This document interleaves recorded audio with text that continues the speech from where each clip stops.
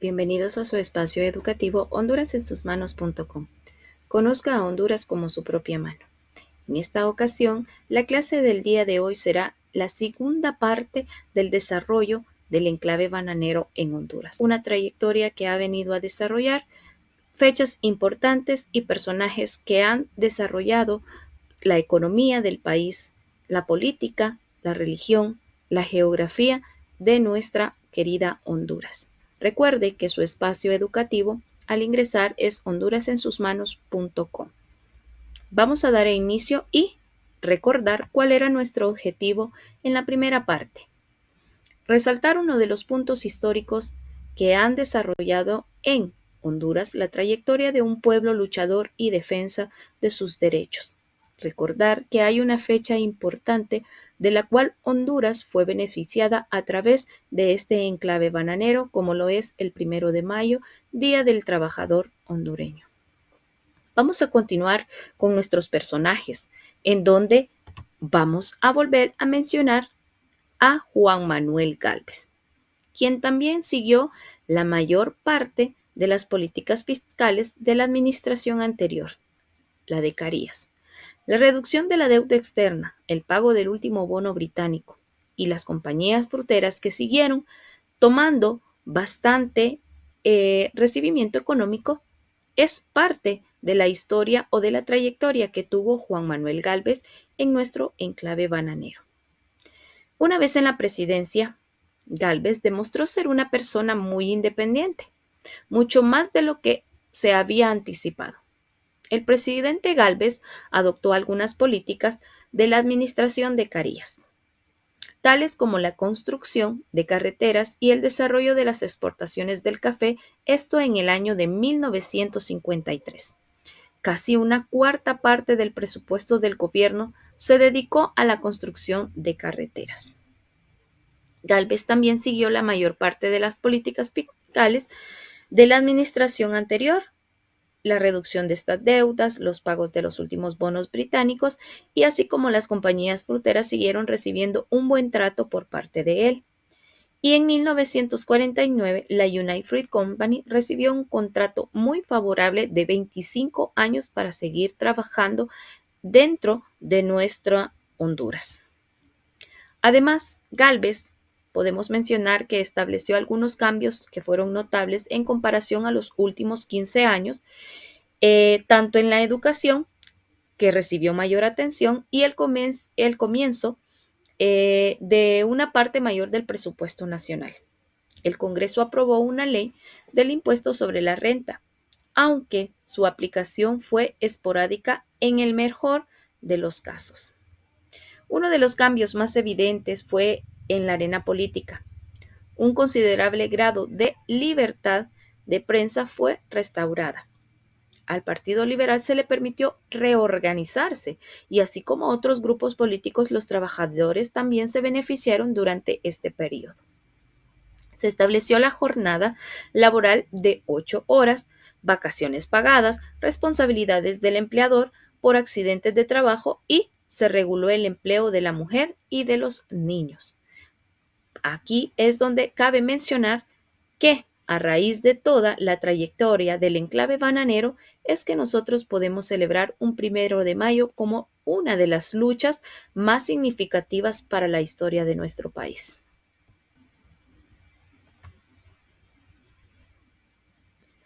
Vamos a pasar y vamos a mencionar algo muy importante que sucedió en el año de 1954. Los huelguistas presentaron amplia gama de quejas, entre los que se incluía el aumento al salario, las mejores condiciones de trabajo, los beneficios médicos, el pago de horas extras y el derecho a la negociación colectiva. La relativa paz en Honduras se había disfrutado durante casi 2 décadas, pero esto fue destruido por una serie de eventos durante los últimos años de gobierno de Gálvez, él siendo jefe de Estado de Honduras. La tensión de toda la región centroamericana había aumentado con una confrontación de desarrollo entre el gobierno izquierdista del presidente Jacobo Arbenz Guzmán de Guatemala y los Estados Unidos. Parte de esta confrontación se dio a las exportaciones de tierra de la United Fruit Company como parte del gobierno guatemalteco. Asimismo, Estados Unidos acusó al gobierno de Ansbert Guzmán de fomentar la agitación entre los trabajadores de la compañía frutera. En 1952, Estados Unidos había considerado tomar acciones para derrocar al presidente guatemalteco, pero el gobierno de Gálvez, que había dado asilo a opositores a ese gobierno, entre ellos Carlos Castillo Armas, se mostró renuente a cooperar en las acciones directas en contra de Guatemala, y los planes no fueron activados. Ello fue hasta principios de 1954 cuando una gran operación encubierto se desarrolló en territorio hondureño contra el presidente guatemalteco. El gobierno de Honduras había mostrado preocupación debido a la tensión entre los trabajadores de las industrias del banano, la United Fruit Company. La administración de Gálvez concluyó que esto se debía a la influencia que el gobierno izquierdista de Guatemala tenía sobre los trabajadores hondureños. Pero para principios de mayo de ese mismo año, 1954, las tensiones habían aumentado. En primer lugar, se dieron una serie de huelgas contra las operaciones de la United Fruit Company en la costa norte de Honduras. A los pocos días, la huelga se extendió e incluyó las operaciones de la Standard Fruit Company, otra de las compañías estadounidenses que estaban dentro de nuestro país. Los esfuerzos iniciales del gobierno para poner fin a la huelga fracasaron y los paros empezaron a extenderse a través de industrias. El 21 de mayo, el número de huelguistas se acercaba ya casi a los 30,000 y la economía del país estaba bajo fuerte presión, con lo que el sector bananero del país llegó a un punto muerto. Los huelguistas presentaron una amplia gama de quejas, entre los que se incluyen el aumento al salario, como mencionábamos anteriormente, mejores condiciones de trabajo, los beneficios médicos, el pago de horas extras y el derecho a la negociación colectiva que ellos mismos exigían en sus plantaciones de banano. Los esfuerzos, pues, como mencionábamos al inicio, fueron fracasos, pero además de tener que liquidar con la huelga, asumieron que el gobierno se veía cada vez más involucrado en movimientos para derrocar al gobierno de Ansbert en Guatemala. A finales de mayo de ese mismo año, un acuerdo de asistencia militar suscrito entre Estados Unidos y Honduras dio grandes cantidades de armas estadounidenses y fueron enviadas rápidamente a Honduras. Gran parte de esta ayuda recibida se envió a los rebeldes anti-Ansbert al mandato de Castillo Armas. En junio, esas fuerzas cruzaron las fronteras de Guatemala y después de varios días, la maniobra política y poca lucha armada, Ansbert huyó al exilio y Castillo Armas tomó el poder en ese país de Guatemala. Con el derrocamiento de Ansbert se terminó la influencia extranjera entre los trabajadores hondureños de la huelga. Terminó en julio de ese mismo año, durando casi 3 meses. Los dirigentes sindicalistas habían sido acusados de tener vínculos con Guatemala fueron encarcelados, pero las compañías bananeras cedieron a algunas demandas de los trabajadores. Esto marcó el comienzo de una fuerza laboral más organizada y la disminución en el poder de las compañías fruteras. Por eso es que mencionamos que a raíz de la huelga bananera de 1954 se da el inicio donde se marca un proceso de lucha el 1 de mayo de cada año.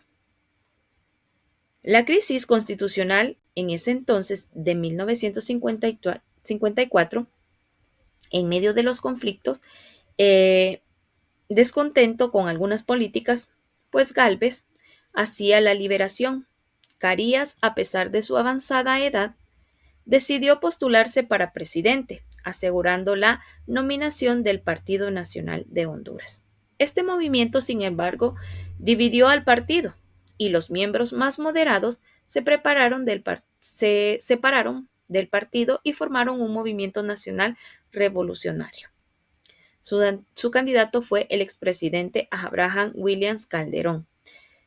Esta división de los nacionalistas motivaron a los liberales, quienes se unieron detrás de las candidaturas a Ramón Villeda Morales, un médico de Tegucigalpa. Personajes que vamos a poder encontrar dentro de el enlace hondurasensusmanos.com, para quien pido por favor que puedan ingresar y tomen toda información que se les brindará dentro de la página.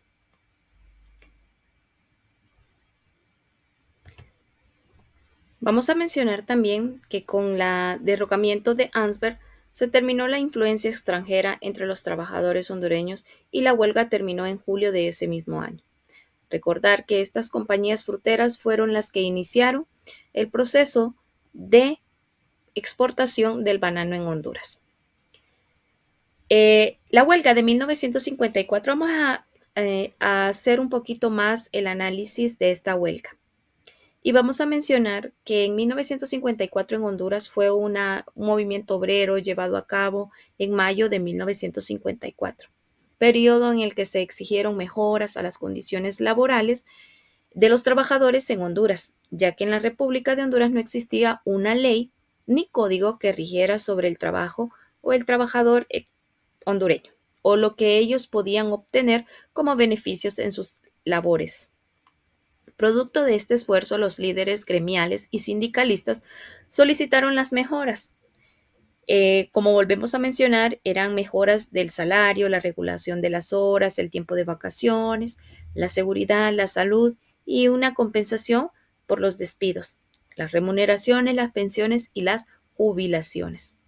Estando en la administración de la República, el doctor Ramón Villeda Morales en 1957 optó por priorizar tanto la emisión de una nueva Carta Magna Constitucional de Honduras de 1957, la Constitución de Honduras, que se cambiaba en aquel entonces, en la que se prohíbe la relación presidencial, declarando que la violación a esta norma dará derecho a la insurrección popular y estableció el voto directo, igualitario y secreto, que se reconoció el derecho a la huelga y paro que se formó en el Distrito Central con Juticalpa y San Pedro Sula y establecieron una Junta Nacional de Bienes Sociales llamado Instituto Nacional de la Vivienda, conocido como el INVA en aquel entonces.